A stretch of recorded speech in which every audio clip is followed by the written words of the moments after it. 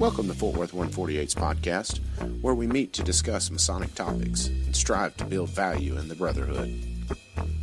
The opinions and statements of the participants do not represent any positions or stance of any Grand Lodge or Lodge and are solely the viewpoints of the participants.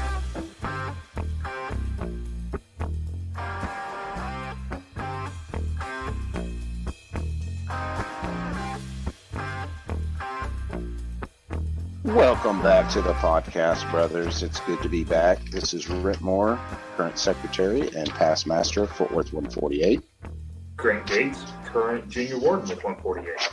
Gabriel Jagush, master mason with Fort Worth 148. Hey, it's good to be back, guys. Happy Wednesday or Thursday to people tuning in on the first day of the podcast. Hope everyone's having a great week. And how about the weather, man? The rain? Oh, man. What I'm loving nice it. break. What a blessing. Immediately after the rain, I went and edged my lawn because the dirt is just soft enough to tear up. It's great. Look at you being smart. Uh-huh. It's good to be back. Absolutely. I would warn all the listeners that this podcast is going to be educational, so hopefully you don't get bored with it. Emphasis on educational. Yes. There may be some things that we bring up that may bore you, and there may be some things that we bring up that may be of more interest to you. But it is important to every Mason, so yes, we thought we'd cover it. So I wanted to jump right into listener and discussion questions. Sweet. It kind of goes hands in hand. What ritual parts are you currently learning, Blue Lodge or otherwise? Well, I'm really just trying to perfect the short form lectures. You know, I got a little rusty on them, but I'm yearning to relearn the long forms. So did you know the long forms at one time? For the EA and Fellowcraft. Cool. Mm-hmm. That's the way Sam taught them. And then after I learned them, he said, yeah, you don't need that part to go get your certificate. They don't want that. I'm like, well, what the heck? I like that. But I'm very grateful because there was a lot of aha moments learning that long form, memorizing it. Especially the long form for the EA. Like the long form for the Fellowcraft it's kind of it's an expansion of everything that's already in the Fellowcraft. The long form for the EA has a bunch of stuff in there that's not even hinted at originally. Dude, there is one line in the Fellowcraft long form that changed my life about, I can't remember exactly what it pertained to, but the line went, which inspires him with the most exalted ideas of his divine creator. And it was like, oh my goodness, this is all making sense now. That's cool. So it'll always have a special place for me. I've never actually heard the long form Fellowcraft. I've heard the long form EA and the long form Masters twice, actually the long form Masters, which I adore. But I haven't had the pleasure of hearing the long form Fellowcraft. So Rhit, when you get that ready, we should roll that out. I'm looking forward to that. Yeah. I'll start with it first. Good deal. I am focusing more on, I'm not a degree guru like Rhit and Gabe. You guys both have a flair for it. It's a little more work for me. I do it out of love for seeing the guys go through these degrees, but I'm not necessarily, I didn't do theater in high school and being up and doing big parts in front of people aren't necessarily my thing. So right now I want to get, my goal this year is to get a C certificate, be able to open and close all 4 lodges, and all the 4 positions. lodges. Yes, Yep. all 4 lodges. And I would like to know I know the junior warden and senior warden positions for the entered apprentice and Fellowcraft. I'd like to know the senior warden for the masters, and then senior deacon, which I don't see the senior deacon as that hard. It's just a lot of speaking And so it kind of makes me uncomfortable. So I kind of want to push my way through that and kind of get out of my comfort zone with it. But I don't want to experiment on somebody. So you'll be fine. Yeah. Senior Deacon is a lot of fun, and it's great. Senior Deacon is my favorite part in the Masters, honestly. really, Yeah, and which is why I recently learned the Principal Sojourner part in chapter, and that is, it's kind of like, for anybody that hasn't been through chapter, it's very similar to Senior Deaconing, and but it's long. I want to say the part, you have a monologue that is upwards of 30 minutes, and Goodness gravy. I saw you talking with James Jones on Facebook, and he was saying that he thought it was the hardest degree work in all of the, or was that Brad? Yeah. Oh, wow. Yeah. I'm having been through all of the petitionable York-Rite degrees, I would say that is very possibly true, with the exception, or no, not with the exception of, but tied with maybe the part of the excellent prelate and commandery. So, which is a long part as well. But yeah, no, it's tough. And I got to do it live on Monday on 3 Worthy Brothers, and I had a lot of fun with it. So I'll be doing that at the festival in the fall, and so no pressure. It's only going to be a gazillion people there. So what? That's good. You do great, Gabe. You do great at any of that you put your mind to. So I have utmost confidence in your brother. Yeah, and so I guess the follow-up question would be, what parts do you guys want to learn? But you guys have already kind of answered that, so. Yeah. Well, the long form, yeah. Yeah. Yeah, that's I would like to learn the long form lectures for Blue Lodge as well.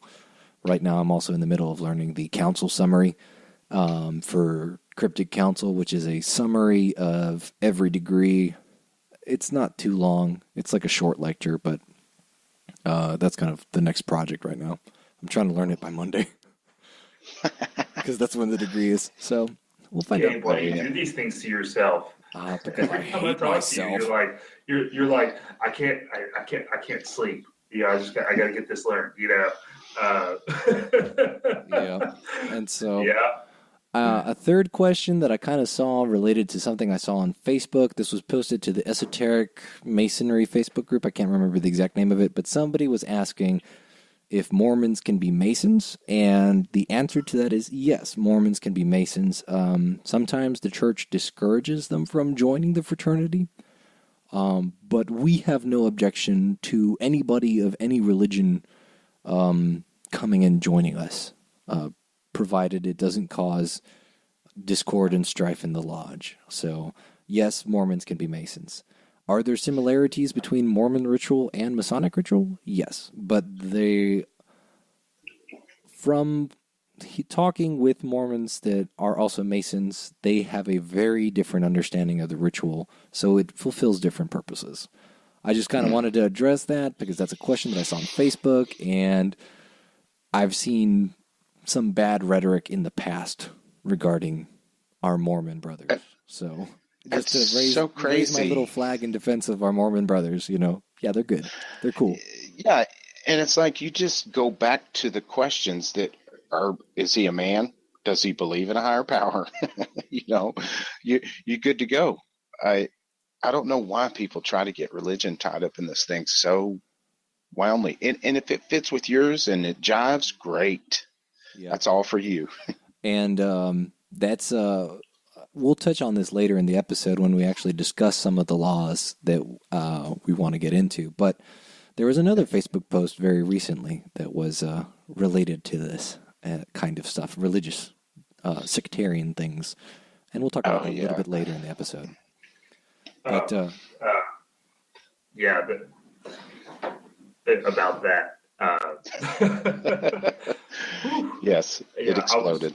I was on the road. I got into the hotel and I saw Rhit and Gabe have commented on a post on, and I'm like, oh no, this is either going to be really funny or I'm going to be reading this thing for an hour. And it So I was was just, reading it for like and an honestly, hour. it was a very depressing thread to read. It was very depressing. Yeah. And I truly think there's some that were ignorant to the fact, and maybe they learned something. And then I think there's a good portion of guys that just like to throw a monkey wrench in everything, Yeah. even though they know better. Yeah. They know what it is, but still they love to see people get roused. But I thought it was a good discussion. Yeah, and we'll touch on the legal specifics of that one later soon, because there is some language surrounding that's kind of important. But actually got it highlighted. Yep, there you go. Our main episode content today, we're calling this episode "Following the Rules," because today we're talking about the Grand Lodge Law Book and all the rules that we have to follow. And it's a big old book, ladies and gentlemen. Do we have to? It's, I think, 320. The PDF I have is 320 pages. Listen, guys, what you should do is you should get yourself a printed copy, and then if someone breaks into your house, bust their head open with it. Yes, I mean, it is a viable weapon. Yeah, it really is. It's a home defense device. It's pretty good use. Yeah. So I guess for those of us that have, let's pretend I've never heard of the Grand Lodge Law Book, which one might actually assume if you met me. What is the Grand Lodge Law Book? Can you tell us? Yeah, absolutely. Before we get into that too, because something I just discovered recently were Grandmaster's decisions, because y'all said the law book was, over 500 pages or whatever, 300. The Grandmaster's decisions are 500 or over 600 pages. So we'll get into those too. So that law book gets doubly thick when you get those in there. Oh, I don't even have a copy of those. Yeah, we're going to have to. I bought the last hard copy, and I think they have PDFs too, but we're going to have to. I'm going to need a PDF. Yep, we're going to have to order a bunch of those. So basically, Grand Lodge Law is it's a democratically voted rules and regulations that we follow as Masons. We adhere to them in the obligation. When you say the word Constitution, that's what it's talking about. It's the Book of Constitution. So in all of that, all those rules that we have in there, you have to follow those in order to be a good Mason. Which it's thick, and you got to know them.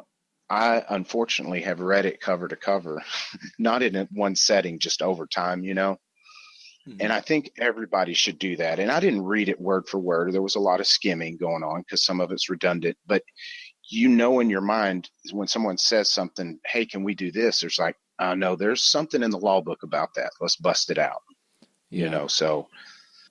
And here I'm going to be pedantic as hell right now, and I'm going to say, I don't know that following those laws is what makes us a good Mason. Maybe a lawful Mason. There you go. A whole different discussion. But this is just me being irritating, so don't worry about it. We're all used to it, Gabe. Don't worry about it. No, I mean, because the thing is that there are a lot of slip-ups. I mean, I see it all the time, of people violating one law or another, and it's not like they're out doing it purposely. It just happens because that law book is so thick. Yeah, it's hard to know. The point where there's so many laws, like I bet you every time we hold a stated meeting, we're probably breaking some minor law somewhere, And I mean, I'm not saying that maliciously or anything like that, but I bet you that there's something in there that isn't being followed, and because there's so much of it.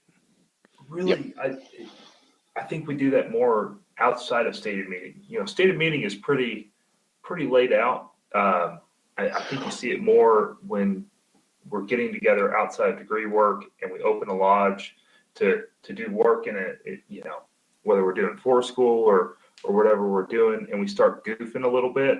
That's when I think we step on our toes a little bit more. And here's a good example of like what Gabe's saying. I didn't know there was a Form 71 that shows how a lodge should be exactly set up.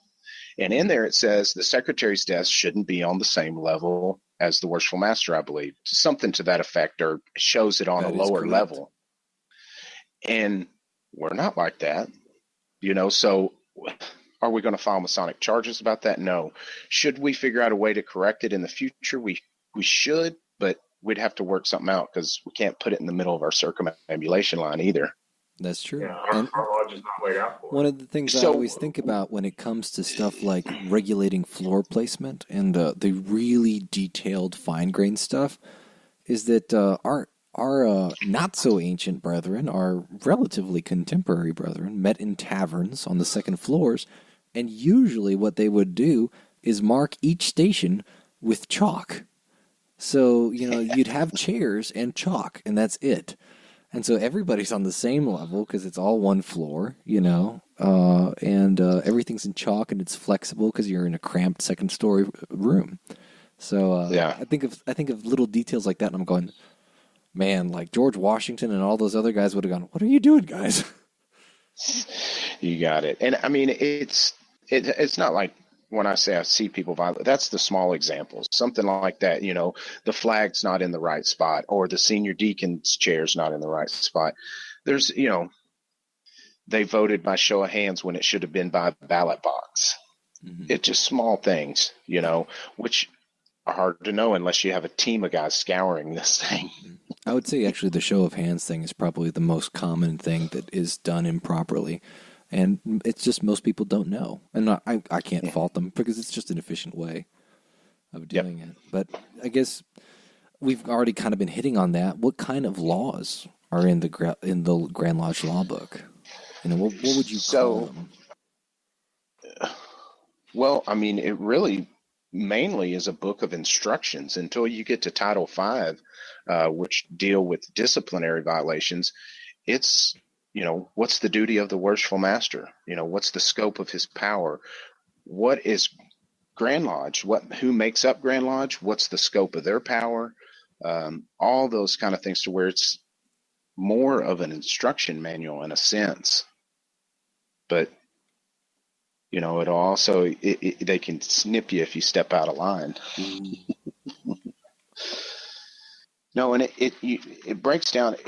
Really, at the front of the law book in the forward, there's a great story of how it all came about, where we originally adopted Louisiana's and thought it was just a booger bear to deal with. So we adopted Tennessee's. All the while, I think it says Anson Jones, the first Grand Master, had made the resolution to have our own constitution and rules drawn up. They adopted Tennessee's for a little while and then eventually made our own. To where they broke it up into you've got the Constitution, the charges, and then you get into the titles, which Title I deals with Grand Lodge, Title II's lodges, so how a lodge is set up, officers. Title III is membership, like how to petition, things of that nature. Title IV is degrees, how to do them, proficiencies, things like that, and then Title V. That's the fun one. That's the one you should start with. I don't know, Rhit. I might disagree. I think guys should start with the charges. The reading through the charges is extremely interesting. I've actually read them twice now, and no, I agree. Those are good reading, absolutely, and you should. Absolutely, you should read those. To do it, to follow that layout. But we'll get into Title V a little deeper. That's where you could end up stepping in a cow patty trouble inadvertently because you didn't know you couldn't do that. Because there's some pretty weird stuff in there, and that's why I say start with it first, because that way you keep yourself out. Then go back and skim through it all. Is the first thing. It's literally Article 1, Section 2, the purpose or purposes of the Grand Lodge. And it's right there. We were just talking about the religion talk. It is a fraternity of good men linked together by honorable and insoluble bonds. To accomplish these noble purposes, eschewing all interest in factional politics and sectarian religion. and free from discussion of. So it's like. So does that mean that we can't end a prayer with "in Jesus' name"? Huh. I wonder. So for anybody that's looked at the Texas Freemasons Facebook page, you know that thread. Yes. It was a very long and interesting thread, and that's one of the benefits of Grand Lodge law, where it shuts that kind of thing down because you just point at the book and you go, hey, no, can't do that. End of story. Absolutely. And I haven't got my hands on the Grand. I have up to 2014 Grand Masters decisions, and I've been told by a reliable source that there's that exact question is addressed. And I'm not for sure how Grand Masters decisions work. I don't know if we vote on those. I don't ever remember. I've been to like 9 Grand Lodges. Okay, I might be talking out of my ass here. But from the best of my recollection, a Grandmaster has recommendations, I think, and but then he also makes decisions, and he can make those individually, I think, and then if they are not changed or overturned by the next Grandmaster, they become law. And so one of the interesting things is that one of the, I'm trying to remember which Grand High Priest it was, but one of the Grand High Priests says, it is like my resolution and recommendation that we have fun. Like, chapter is fun. That was like basically his, and I'm paraphrasing here. But then the next Grand High Priest that came along says, hey, you guys remember how the rules work? The recommendations and decisions and all that. If they stay on the books, they become law. I'm not changing that. And so now it's technically, officially a Grand Chapter law that chapter is fun. So I like that one a lot. Well, and see, that almost doesn't make sense. I've got to do a lot more research because it's just been like 2 or 3 years that I've been privy to Grandmaster's decisions. I kind of knew they were there, but I didn't know they were legally binding. Mm-hmm. So, and I'm not for sure how that works because if a Grandmaster makes a decision on a law, because I'm going to talk about one that's dealing with the cipher code, that the law says one thing and the Grandmaster's decision goes even further restrictive of it. And if we don't vote on that, how does that exactly work? Because that seems like, because for instance, an edict, that expires with the Grand Master. They can issue an edict for anything, and then it expires. Now he can propose it to Grand Lodge as one of his Grand Master recommendations, but it's voted on by the Grand West, and if it's not passed, it doesn't become law. So I would love to know the process of how a Grand Master's decision becomes legally binding, because it seems like if it's just, hey, Grand Master gets asked a question about a law, he clarifies it, now that's law. It seems like the Grand West should have a say in that, which is the voting body of Grand Lodge, which is lodges, past masters. Right. And I was actually going to ask, since we've been touching on the Grand Master making recommendations, who writes the law book? We do. I say we. Grand Lodge does, and I say that as a past master because I originally thought I was a member of the Grand Lodge of Texas when I became a Mason, which is not the case. Oh, you are really? a member of whichever lodge you join, but you're not a member of the Grand Lodge of Texas. As an officer, you're a representative, which is worshipful, senior, and junior warden. They're representatives, so they have the right to vote at Grand Lodge. So they essentially make law. Then all past masters get a vote as well, plus Grand Lodge officers, which are past masters, have to be. So they all get a vote, and it works out perfect because it's usually almost 50-50 lodges to past masters. Lodges usually outnumber past masters. So that keeps a good balance. I've got a cousin who's a member of the Grand Lodge Louisiana where it's past masters don't get a vote, and he says laws will flip-flop back and forth because it's only the officers that vote. And we've all been to the lodge that's struggling and has the guy that's in the east that might not should be a deciding factor, at Grand Lodge. So that keeps a good balance. And that's essentially who writes the laws. Now, granted, it's a little more organic to where someone has to physically write that's a member of Grand Lodge and propose it to the Grand West through a resolution. And then it gets voted on and either gets voted down or becomes Grand Lodge law. So that's what's crazy to me when you hear all that talk about, Grand Lodge this, Grand Lodge that.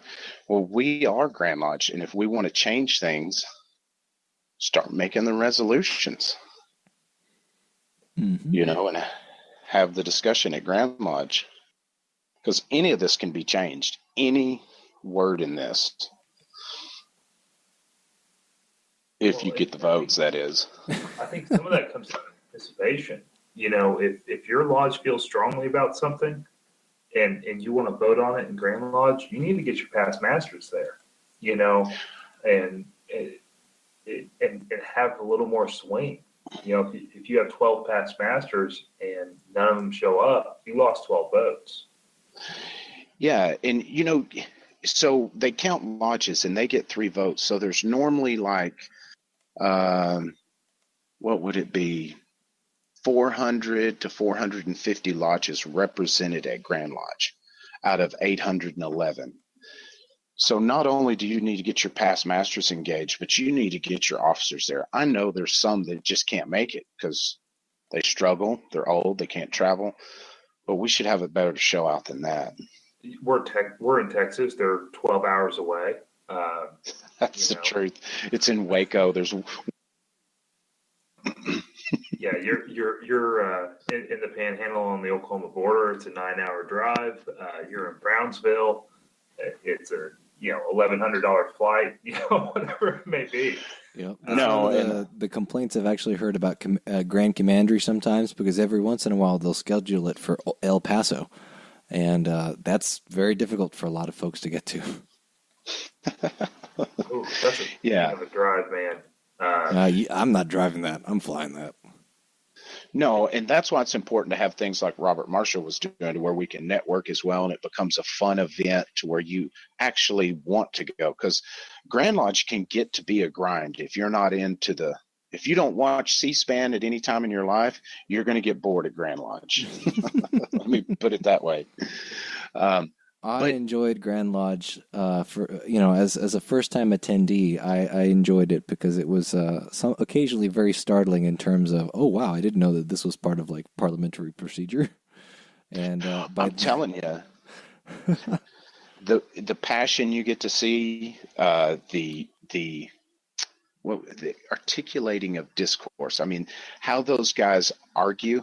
The past Grand Masters or the booing whatever, was something I was surprised by. Yeah, that might be a little out of hand. But at the same time, the Grand West is going to be heard. And that's what I think everybody should go to Grand Lodge to see, because just like in your lodge, although the Worshipful Master has the gavel in the East, he's working the will of the lodge, or should be. It's the same thing with the Grand Master and the Grand West. If they're unhappy, something's going to have to give. And of course, he has the final say, and it has to go like he wants, but typically they're very diplomatic. That's the way I've always seen it. So it's very intriguing to go see. But I watch C-SPAN a lot too. Yeah, so you're good there. I guess kind of another who question. Who would you say has to know the law in your lodge? So when I first joined, the junior warden was referred to as the lodge lawyer, but I've since learned you don't want to give the impression you're impersonating being a lawyer. That's a big no-no. So traditionally, the junior warden would scour that law book. And I don't want to say he would know it best, but he would know how to navigate it best. So if in lodge a vote comes up and you don't know whether it's show of hands or not, he's going to have a good idea of where to go look, so the Worshipful Master could possibly table that while the junior warden kind of looks through, finds the law, and then you proceed accordingly. Mm-hmm. So in that sense, every past master should know it pretty well. But in the end, when you're on bended knees up there at the altar, you're obligating yourself to follow those rules. And there's no caveat, not like bylaws. So you have to have a knowledge of them. So everybody needs to read through them, as painful as it is. And just set it by the throne and read through it periodically. And refer to it often, I guess, huh? Absolutely, because that's the main thing. Once you get a feel for how it's laid out, because that's the great thing about our law book is it's put in order of subject. So like in the Grand Lodge of Louisiana, as a law's passed, it just goes in the back of the book, Mm-hmm. So you don't necessarily know where to go. But, if it's a question about what officer does what, you go to Title 2. If it's how to vote on a petition, Title 3. And our law book is laid out in a very logical sense. If you can get a feel for where things should be, you can get through it. It's almost, and this probably just comes from what I do. To me, it almost reads like an insurance document or a legal demand.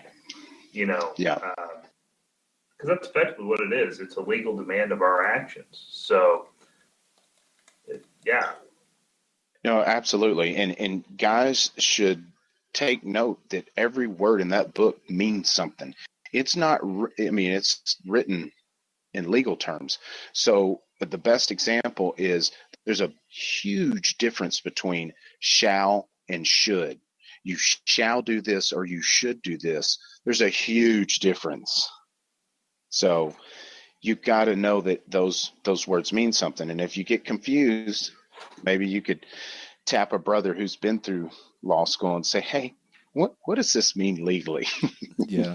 And the difference between those two words is getting away with it. So, exactly. Yeah. So one's black and white, one's gray. Yep. Where can we get the law book? Grand Lodge of Texas. Oh. They're out sometimes, but typically we'll have either the PDF that you can buy or the hard copy. Mm-hmm. And if you don't have an order form, talk to your secretary. They can print one off the database. But your lodge should have one to where if you just wanted to go skim through it real quick and get an idea of what you got coming from Grand Lodge, mm-hmm. Or take up a pool from all the members. And because I think they're like $15. It's not bad. The PDF maybe 17. Give it to the secretary. Let him order them all in bulk. So, who can have access to it? Is there people that shouldn't have it? Well, it's printed, so God bless any non-Mason that wants to go that far. Non-Mason, yeah, TYA, go read it. But when it comes to like entered apprentices or fellow crafts, I don't think it's a bad idea for them to look through it. I think there's more important things that they should be focusing on. But again, although you're obligated to it in the master's degree to follow the law, you sign your petition saying that you will adhere to the Grand Lodge. And luckily I had a cousin that was in, and I asked him about that. I was like, there's nothing crazy in that, is there? Because that was when you could do online poker, not 5-card draw, but Texas Hold'em. And me and my brothers, we loved it. I was like, I don't want to join and get in trouble for gambling online. Yeah.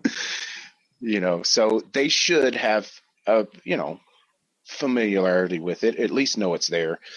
But there's nothing wrong with them seeing it and looking at it. Yeah. Not at all.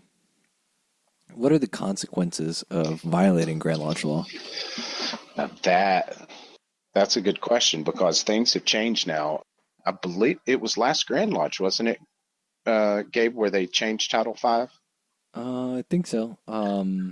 No. Maybe it was Grand Lodge before. They revised Title 5 in 2015, but the newest edition of the lodge law book is 2017.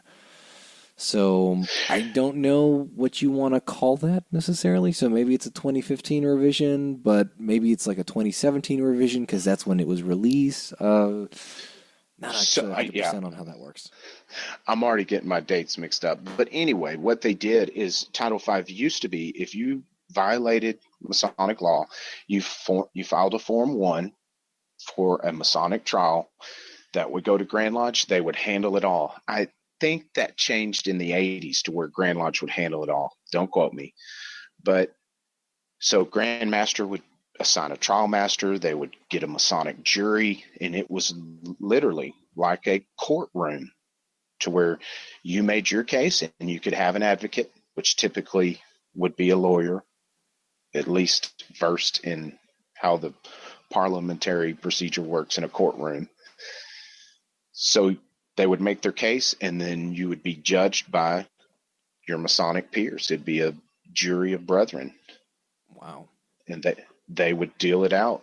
So I've seen brothers get reprimanded, and it just goes in their Masonic file that they did something wrong and were told not to do it again. To being, I've heard of guys being suspended because sometimes those charges don't move so fast. And then, of course, expelled for things that are just like automatic, becoming a felony or child abuse or anything like that. You don't even really have to file charges. You're just out. Yeah, that seems like a pretty simple decision, I think. Yeah. So do they take place in Waco, the trials, or do they take place somewhere else? So here's the thing to finish that thought. It was either last Grand Lodge session or the one before where they changed Title V and took it back to the way it's been ever since the beginning, to where they're held in the lodge of, well, basically it's held in the lodge that the charges are filed now. So the worshipful master would assign a trial master, and the lodge would run it. They incur all the expenses for it. So now it's back to being handled by lodges, which I haven't heard of any trials taking place in lodge, which I hope this will deter it, because nothing tears a lodge apart worse than Masonic charges.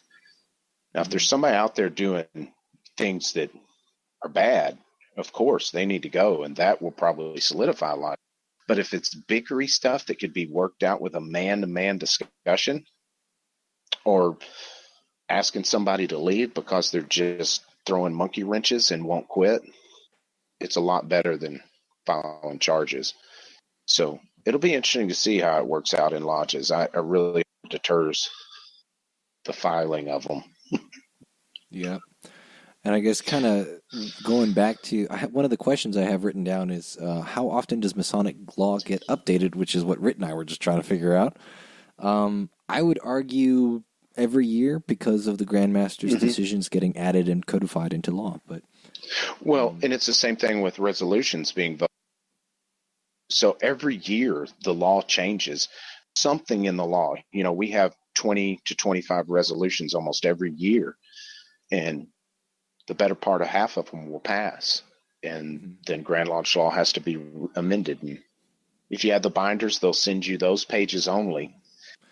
And now that we're doing the digital voting, pretty much all of them get voted on now instead of getting held over. Yeah, now and even before, they had to be voted on and left tabled, which if we ran out of time, they could usually talk some people into doing that. But it just used to be it was a headache when you voted by show of hands and ballot. It was a sight to see, because they'd close those doors and nobody could come in or out. Ooh. So sometimes it would take 30, 40 minutes for them to count. And if it was warm and all those fans were shut off, it was just like, it's stifling. Pre-installation of the giant air conditioner. Yes. That thing absolutely. was a blessing. Oh, I'm telling you, it was awesome. Yeah, because it was January and it was still warm in there. 40 minutes? Wait, one at a time? Oh. No. It used to be you would get a vote, and so you would write yes or no on the resolution and pass it, just like offering at church. drop it in the basket and pass it down, and then they would take it, and pile them up, and count them. DDGMs would. I And can't then they imagine how long that took. it was. I feel like that would be a nightmare. So if you'd been waiting to use the restroom for a break, and then you got locked in all of a sudden, oh you know, no! when they say get the ballot books, if you had to use the restroom, you get up and run for the door. Yeah, or pray for death. I don't know. Yeah. But now they've streamlined that, and I know they added a fee for that next year, so it's going to stay. Which I know some people are pretty against the idea of adding a fee for that. And I would rather see our per capita go up a small bit than add a big fee at Grand Lodge, but that's just me. I feel like it discourages people from attending Grand Lodge, I think, but that's the different. Well, true, and they just need to get to where they can accept credit cards. Because when I was down there last year, I think I paid, last year, 2 or 3 brothers in because they just didn't have cash. Mm-hmm. And I know to take a wad of cash because you got to pay cash to get in. So if they could take credit cards, it'd be a lot better too. But hey, they're getting there one step at a time. Yeah, and so, I think nowadays it's really not excusable to not take plastic in this day and age. So yeah, it's too easy, and I know they're getting there. But the thing about it is just manpower. Yeah. Well, and heck, all you need is a cell phone and a Square Cash reader. You got it. So let's see. One of the questions I had written down was, what needs to change in the law book? But that's not something we can discuss on the podcast, as Rhit informed me just before we started, because it is a Masonic offense to campaign for changes in the law book. Yeah, and I think anybody can read through this and see, because I'm not advocating for one thing or another. A good example that I heard the other day, it was like the certificate of good standing. What's the difference between that and a dues card? Because even if they have Masonic charges pending, when you notify Grand Lodge of the membership, they just say, charges are pending until those are over, or you can't join, kind of thing. So there's a lot of things that are redundant that, we could easily clean up and streamline our processes. Yeah. It'd be so much fun to go through this thing with a big old black Sharpie and just and start cutting things out. Yeah, because there's things that, like I say, redundant to where you can condense them all into one. And I think also that we need to enforce, because if you go through the Masonic disciplinary violations, I think there's 33 of them, there's 4 or 5 of them that are straight out of the obligation. And for me, if you break the obligation, that's a Masonic violation. It doesn't need to be in the law book. It's, it's in our obligation. But like one of the interesting things, for example, there's not a lot of stuff in ritual that is actually codified in Grand Lodge law. One of the things that is codified in Grand Lodge law is that you will not give the word of a Master Mason in any other manner than that in which you received it, which I thought was really interesting because they actually said this is important enough that you cannot do this. But like you said, that's part of the obligation. And, you swore that in the presence of Almighty God. So all of that is equally binding. I don't think we can just pick out one thing and go, this is important. Yeah, and I think the catch is if it ended up in civil suit. So say a brother got expelled for breaking his Masonic obligation, and he fought it. He's like, I don't want to get kicked out. I'm taking this to civil court, which has happened. That makes sense. The first thing the judge is going to say is, where's your rule book? Let me see your rule book. And we couldn't show that judge our obligation. We couldn't tell him our obligation. So it kind of makes sense in a roundabout way. But again, kind of goes back to guarding the West Gate too. Yep. And so makes sense. Yeah. I guess as kind of a reverse follow-up, what would you say is one law that when you read that law, you thought, man, we can't change this? Oh, there's so many. Yeah. Like just one that you look. What about you, Grant? While Rhit thinks.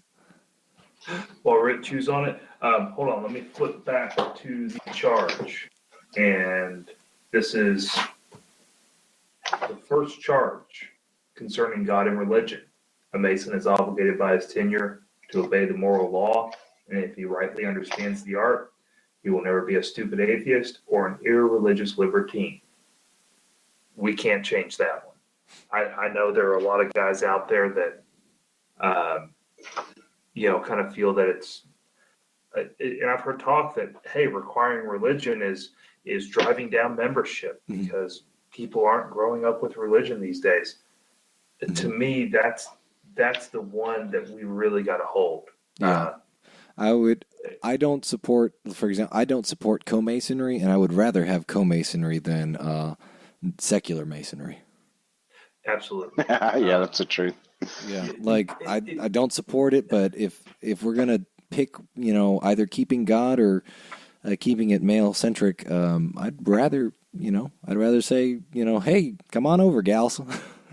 Yeah, let's keep God. I mean, it means so much, and some of the conversations you end up having with guys, that are within different religions, and you get to have these one-on-one conversations that you could not have with someone that you met on the street about their religion, and really get insight and gain light in your own life from someone else's religious views.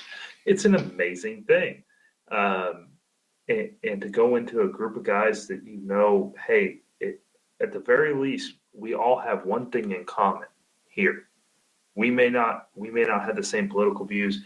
We may not hold the same religion, but everyone in here is religious.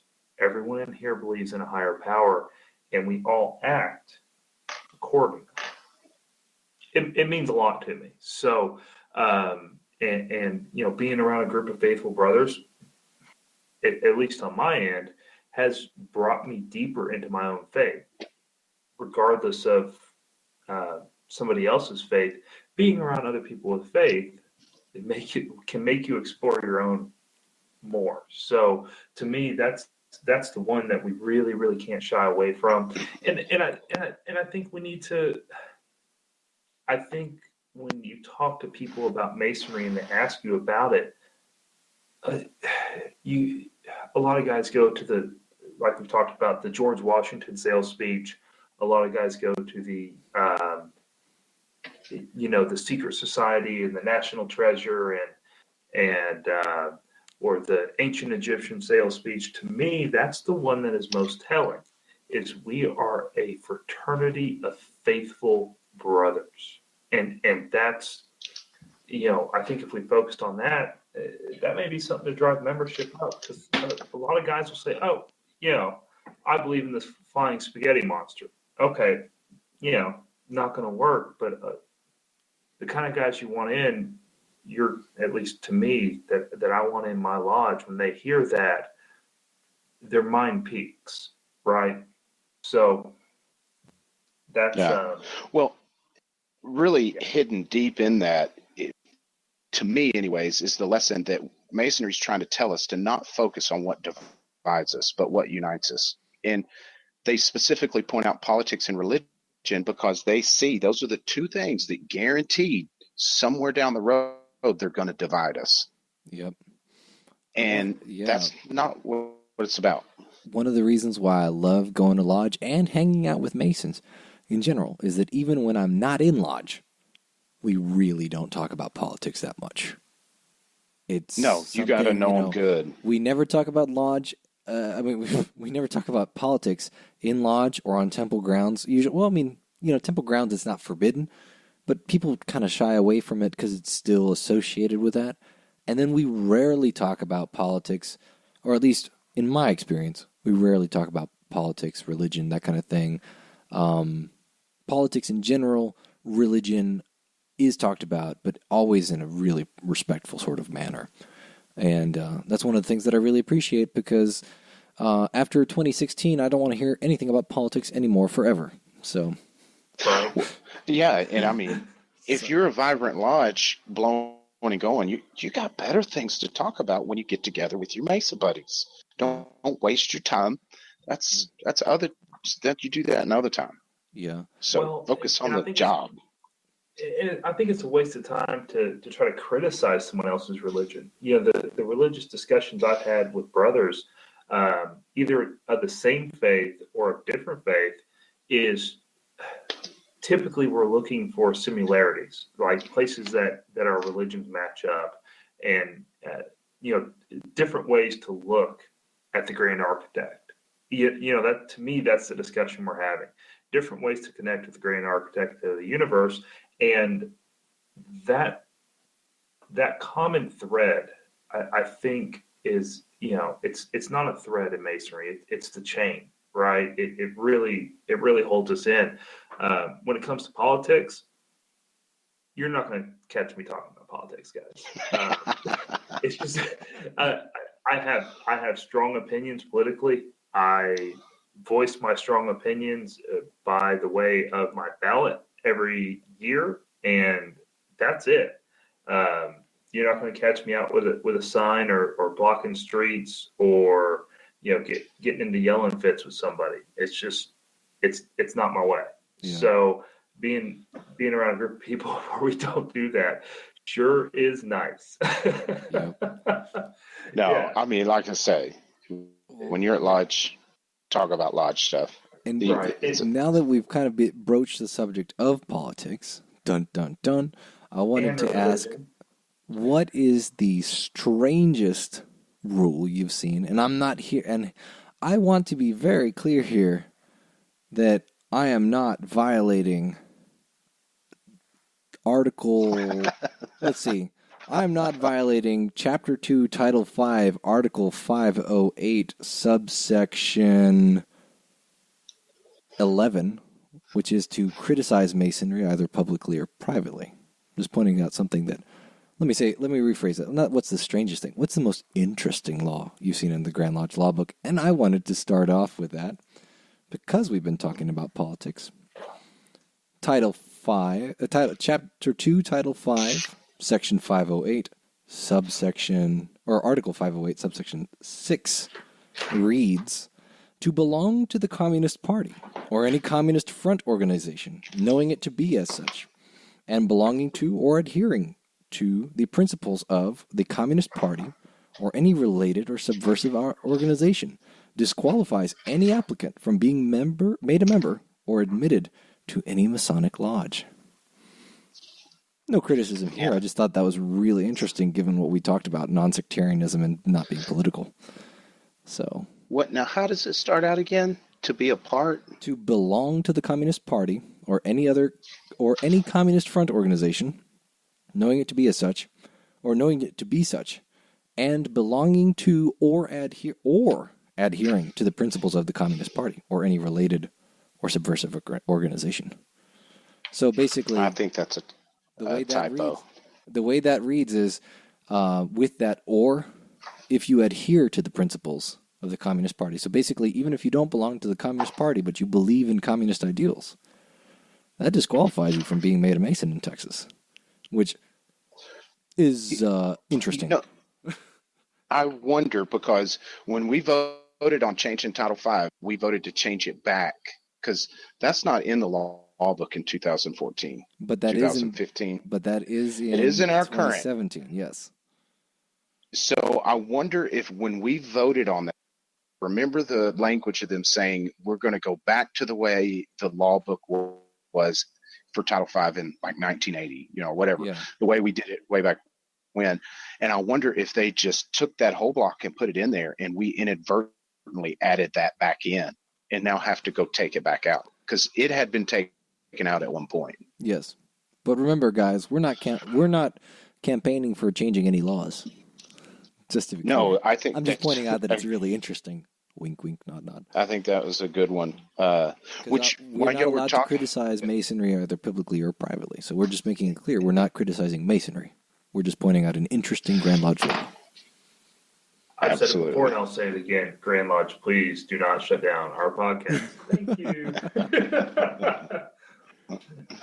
No, I think it's important that guys know this stuff. Absolutely. So, I mean, we need to bring it up, and that's what we want to talk about. It's the interesting parts in the law. Yeah. Well, and that goes back to what you were talking about, where it's so easy to violate stuff like this because you have no idea what's in the law book sometimes. You got it. You know, there's so many additions, and there's weird stuff in there, like, you know, being a commie, that you might violate something. And so, Absolutely. I love the way you said that, man. That was great. yeah. All right, Rhit, you have yours because I have mine, which I want to know how we could enforce. So we'll.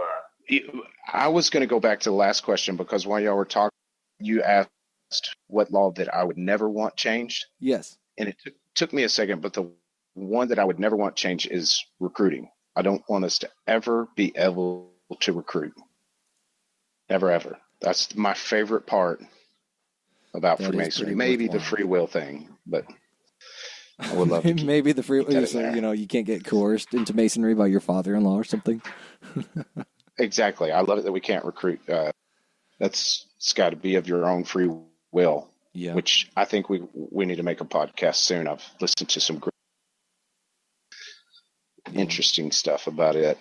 But the one that I find most interesting, quickly, is the when the Grand Lodge of Texas was out, everybody designed their own apron. Grant, I don't know if you've been to Grand Lodge and seen the aprons in the museum that I know you have, Gabe, that they would design and wear. Everybody would put their own emblems on their apron, and some of them would have all kinds of symbols on it. And it was totally awesome. What a way to express your love for the fraternity. And then we did away with that. And I've always thought that was weird. It was like, why did somebody put something on there they shouldn't have? Kind of thing. Because typically if there's a law prohibiting it, somebody did something goofy to where we had to make it a law. I bet you it had something to do with college football. You don't touch college football in Texas. Well, you could get away with the 5-pointed blue star for the Cowboys. That's true. I wonder if there's this fight in Grand Lodge between a group of Aggies and a group of Longhorns. Oh, that'd been fun. Well, I do like, there's a story of when Sul Ross, for anybody that doesn't know, was one of the former presidents of Texas A&M. He was also a member of the Texas State Legislature. And at one point, Sul Ross got into a altercation of the physical sort with another member of the Texas Legislature, which involved Sul Ross beating him with his cane. Oh, wow. So, yeah. That is a story that I have heard, and I enjoy it very much, which kind of goes to show that Texas parliamentary procedure has not always prevailed in Texas. Following in the great steps of Andrew Jackson. Yes. Just beat the snot out of him. With the cane. Rhit, you said that laws are typically put into place because something happened. I would like to know the history behind, back to Article 508, Item 5, to cohabit with lewd women. So, dude, I'm telling you, those are not in the law book. Those were added in the 80s. All of those had been deleted previously, and I don't know how that's going to work. How do we define lewd woman? How do we define a lewd woman? Well, actually, it might be plural. I think lewd women, right? Lewd women. So you can live with one lewd woman, right? But just the one. How many Masonic violations are there in? Because I've got 37 in 2014. Let's see. I have 15. 38. 38. What's the last one? The last one. Enumeration of offense should not be exclusive, nor shall be considered or deemed to have the effect of repealing any other law of this Grand Lodge now existing or hereafter to be enacted, specifying or defining any other Masonic disciplinary violation. Grant? What? Yeah. I'm not actually. Does that mean that just because other things aren't numbered, they can't be like? Effectively, that says it in legalese. It's going to tell you you can do something that can get you a Masonic offense that's not listed here. You know, we don't have to list it out specifically for it to, you know, Oh, if wow. it's not listed here, it could still be a Masonic offense. That seems kind of dangerous. You see that kind of language in almost any legal document, though. I know, you know, I read policy and legal documents as part of, you know, what I do. You see that in almost every one. That, you know, hey, we have this here, but if we forgot something, we're not keeping ourselves from enforcing that. You know, yeah. So I don't find that unreasonable. Yeah. So Rhit, because specific, since you know you're a past master and you've been here a little bit longer than Grant and myself, can you tell us about a time when things went sideways and you had to go to the law book and maybe actually use it and start doing some serious perusing of the book? Oh, for sure. Yeah, I've actually filed Masonic charges myself, so definitely have had the law book in my hand pretty intently. So that sounded kind of definite, so I won't ask you to expand on that one, but that's okay. We've talked about the Grand Master's decisions. Is that the only other thing that I need in addition to the law book if I want to be knowledgeable in the law book? You just got to you got to petition, because it's the Constitution, which is the law, resolution, and edicts. I'm not quite for sure what resolutions are. Okay. The only resolution I know of pertaining Masonically are the ones presented to Grand Lodge to vote on. But so you need to know if there's an edict issued, which happens all the time. So you need to be aware of them. I know there was one issued about the Chamber of Reflection not too long. One issued in or doing an open house. You need to be privy of those. Makes sense. So I'm looking at Title V in 2017 and looking at it in my law book, the hard copy that I've got for 2014. And I was there at Grand Lodge when they voted number 37 in 2014. Make any negative reference or take any negative action in regard to a petitioner or member's faith, creed, or race at any time. Can you guys find that in 2017? Because that was voted on as Grand Lodge law there when it happened. But I don't see it. It is the specific phrasing, negative action? Negative reference. Make any negative reference or take any negative action. The most updated I have is 15. Well, it should be in 15. No, it didn't. I did a Control F search on the 2017 book, and it didn't have any reference, or it didn't turn up any result to negative reference or negative action. Yeah, see, I can't find it, and that's now I'm getting a little bit concerned. I'm going to have to look into that more. With the one about the commie and living with lewd women, I don't ever, and I've read the Masonic violations probably 75 to 100 times. I can almost recite them from memory. And I never remember reading anything about lewd women, because I would have texted somebody immediately. So something's been added brother, in. Watch out. Yeah. Well, I was reading through the Grand Master's decision, and I texted you one, Gabe, that I was like, oh my gosh, this is in here? Oh my You're God, gonna have yes, to read I it. remember that one because of the language behind. I won't repeat it on air, but I was like, wow, that was in 1970 and he was still using that language. Okay, wow. It was crazy. Yeah, so it's just a sign of the times, I guess, but even in the 1970s. Anyway. But yeah, and I'm wondering if those have to be corrected, because, did we inadvertently change the law when we voted on that? I don't know. But the thing about the communists has me kind of concerned, because I don't subscribe to that philosophy, but it still kind of goes against the spirit of what we do. So I'm kind of going, what's going on here, guys? Listen, man, no, I'm going to have to compare the two. We can't let the Reds take over, okay? We got to defend the Stars and Stripes. against the Reds. Yes, though them dirty Reds. I don't know. I'm gonna email jurisprudence about see what the scoop is on that. Yeah, because that's weird that they're that different. Yeah, all because of our podcast. Yeah, you see how confusing this can get. Yeah, but yeah, I'm looking at 2017 to 14. That's crazy.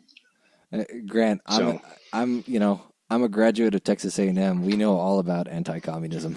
So the man, I don't know. We've had a lot of really good questions. Writing, math, not so much, but anti-communism, yes. But yeah, so I love this though because we've been poking through this and going, "What is that?" So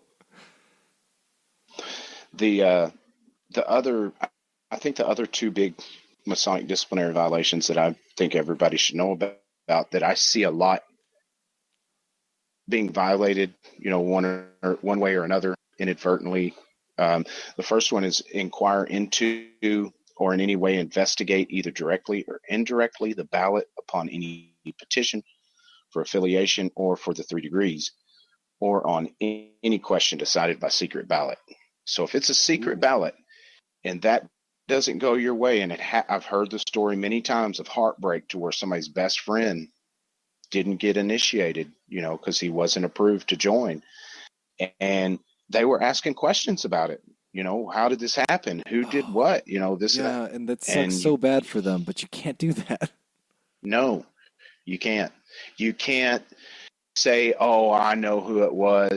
You just got to swallow that jagged pill and move on. It's tough. It is tough because, I've been there to where you think some kind of monkey business is going on and you go try to plead your case and that vote cannot be overturned. It is specifically stated a few different times in Grand Lodge law that once that worshipful master declares the vote as favorable or unfavorable, that's it. Done. There's no going back. Literally it. I've heard many lodges, ours included, make an appeal to have one overturned, and they're like, we just can't do it. End of story. So, yeah, you got to swallow that jagged pill for sure. So don't inquire into vote. And then the other one that really causes a lot of confusion is the code book.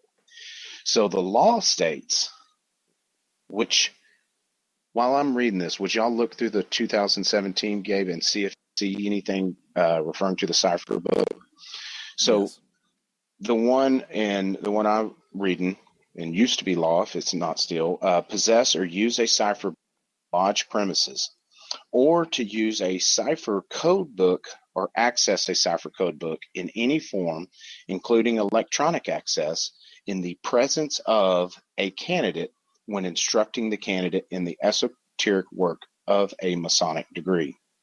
So that pretty clearly to me states that, and I remember us voting on it, this is basically the resolution as is, no amendments, that you cannot have a code book on lodge premises, I believe is what it says, which means property. So it really should not be in your glove box in the parking lot. The 2017 edition says to possess or use a cipher/code book on a lodge premises, or to use a cipher/code book or access a cipher/code book in any form, including electronic access, in the presence of a candidate when instructing the candidate in the esoteric work of a Masonic degree. That's so weird because that's 2013. They've added the digital version as well, I think. Or did they have the digital version? They did, yeah, the digital version, because, you can copy it and email it or whatever. So you couldn't use it in the presence of a candidate, but if you were with another Master Mason, you guys were at home, or you were by yourself, whatever, just kind of freshening up, it became legal to use. But it doesn't say anything about a entered apprentice or fellowcraft possessing a code book. Yes, which that's something that people have been told before, which I've said, no, that's not true. Anybody can have a copy of this if they're a Mason. And actually, well, you don't need to be a Mason to own a copy of it, but it's not a violation as long as you're not using it for instruction or for or bringing it onto lodge premises, which I've heard stories about people sometimes deliberately, but usually inadvertently bringing it into lodge rooms and using them Don't do that. No, don't It's a bad idea. do that, period. We may I've seen wanna- lodges, seen charters yanked for that, so don't do it. Yeah. You could potentially lose your charter. Now, before we go too much further, I want to correct you, Gabe, because I used to be the one out there interpreting it, that it does say anybody, it leaves it open, anybody can possess it. But if you read your Grand Master's decisions in 2008, Which is I it don't a have copy of. is it a Masonic disciplinary violation for an entered apprentice or fellow craft Mason to possess a code book in Texas? Answer: yes. Really? Okay. Yes. So I guess I do need that book then. I'm telling you, man, I could have got my water because that had been decided on, and it's not clear in the law. Well, And those Grandmaster's decisions, they're a mess. They're in no order. Basically, they're just in order of years, chronological order, to where here, going back to our point of simplifying, those do need to be streamlined at least. Yeah, and I've worked into the law and in chronological order. You know, and you got it. I don't know exactly how they work, because that Grandmaster's decision, to me, adds to that law, because It does. Yeah. it was left out of that original. So I've got to do more research to see how Grandmaster's decision come about and how they are binding to our law, if they just set like a precedence or something. I'm not for sure, but I have been told by very informed Masons that they are legally binding. So follow those bad boys. Fair enough. Be very careful. And I've thought about it a lot.